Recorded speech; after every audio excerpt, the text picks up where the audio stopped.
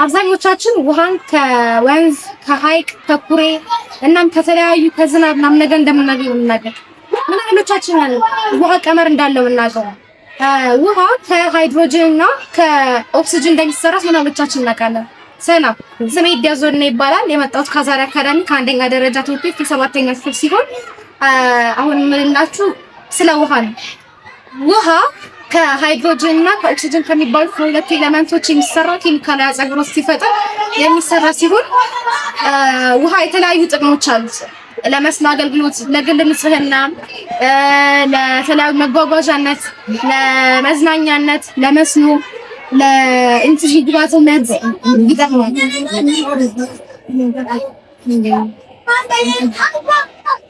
እናም የውሃ ጠቀሜታዎችን ስንከፍል በሶስት ሀሳብ መክፈል እንችላለን።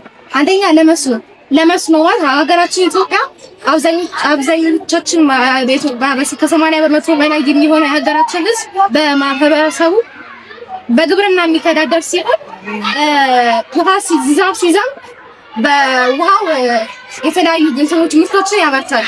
ለምሳሌ እነ ቃሪያ፣ ጎመን፣ በቆሎ የመሳሰሉትን ያመርታል። ሁለተኛ ለኢንዱስትሪ ግብዓትነት ነው።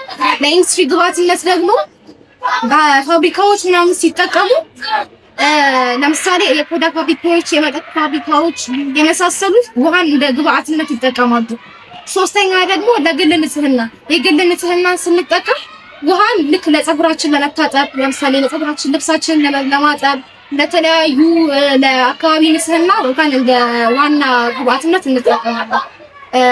እና ውሃ ለህይወት ላላቸው ነገሮች ሁሉ አስፈላጊ ነው። ውሃን በጠጣር መልክ፣ በፈሳሽ መልክ እናም በጋዝ መልክ ልናገኝ እንችላለን። እናም ይሄን ሁሉ ሀብት ያለውን ውሃ በስርዓት እንድንከባከብ ንጽህና እንዲኖረው ማድረግ አለብን።